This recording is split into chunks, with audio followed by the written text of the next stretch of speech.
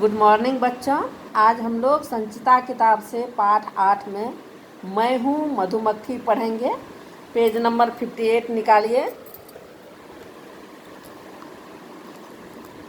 मैं हूँ मधुमक्खी। बच्चों, क्या आपने मधुमक्खी को देखा है? उसे मधुमक्खी क्यों कहते हैं, पहले ये जानेंगे। क्योंकि मधुमक्खी दिन भर फूलों पर बैठती है और उसका रस चूस करके मधु बनाती है, इसलिए उसका नाम मधुमक्खी पड़ा। ठीक है। अब इस पाठ में मधुमक्खी के विषय में बताया गया है, जो वह क्या करती है, कैसे मधु बनाती है और मधु हमारे किस काम आती है। तो इसको पहले हम लोग संक्षेप में जान लेते हैं। जो मधुमक्खी कैसी होती है। मधुमक्खी के शरीर पर छोटे छोटे बाल और पंख होते हैं, जो उनके उड़ने के काम आते हैं। उनके प्रत्येक आँख में लगभग 6000 लेंस होते हैं और वे पैरों की सहायता से सफाई, कटाई और किसी चीज़ को पकड़कर रखने का कार्य करती है।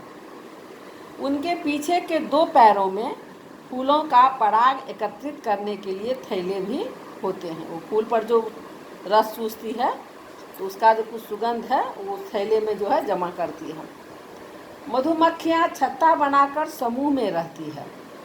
मधुमक्खियाँ अकेले कभी नहीं रहती है, जब भी रहती है छत्ता बनाती है। उसमें बहुत सारी मधुमक्खियाँ, करीब 50,000 से 60,000 तक मधुमक्खियाँ एक छत्ते में रहती हैं।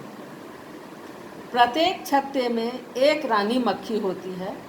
सभी मक्खियाँ रानी मक्खी के आज्ञा का पालन करती है।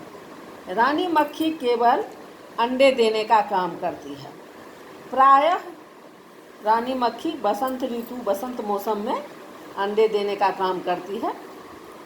और यह रानी मक्खी जो वह सभी मक्खियों से आकार में बड़ी होती है। सभी मक्खी रानी मक्खी की देखभाल करती है।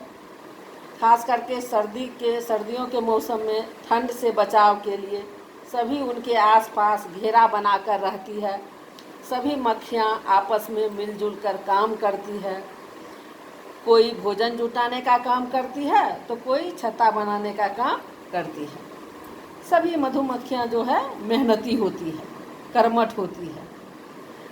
अब बताती हूँ कि मधुमक्खियाँ शहद कैसे बनाती हैं। तो शहद बनाने के लिए मधुमक्खियाँ फूलों से रस चूसती है और फिर उस रस को अपने मुंह के लार के साथ मिला लेती है।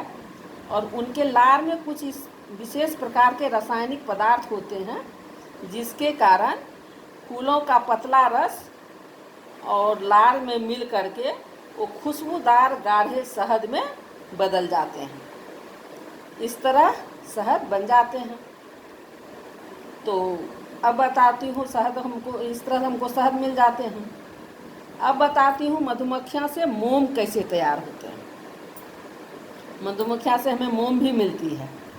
वो कैसे मिलते हैं वो सुनो।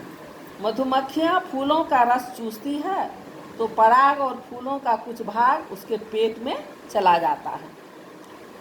वहाँ जाकर यह मोम में बदल जाता है।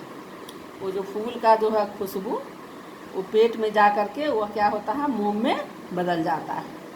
और यह मोम पेट की त्वचा के थैलियों में जम जाता है। जो थैली है उसमें जो है मोम जम जाता है, जिससे वे अपने रहने के लिए छत्ता तैयार करती है। तो मधुमक्खियाँ उसी मोम से क्या करती है, छत्ता बनाने में उस मोम का उपयोग करती है। एक छत्ते में करीब 50,000 से 60,000 तक मधुमक्खियाँ रहती हैं। मधुमक्खियाँ खट्टा, मीठा सभी प्रकार का स्वाद आसानी से पहचान लेती है। जब कोई शत्रु मधुमक्खियों की ओर आता है तो इनके अंदर से एक विशेष प्रकार की गंध निकलती है, जिससे सभी मधुमक्खियों को शत्रु के आने की सूचना खबर मिल जाती है और वे सतर्क हो जाती हैं, सावधान हो जाती हैं। तब वो अपने बचाव के लिए ये अपने शत्रु पर डंक से आक्रमण करती है। तुम लोग देखती होगी, जो मधुमक्खी के छत्ता में कोई जो है उसको छेड़ता है तो मधुमक्खियाँ सारे उड़ करके उसको काटने के लिए उसका पीछा करती है।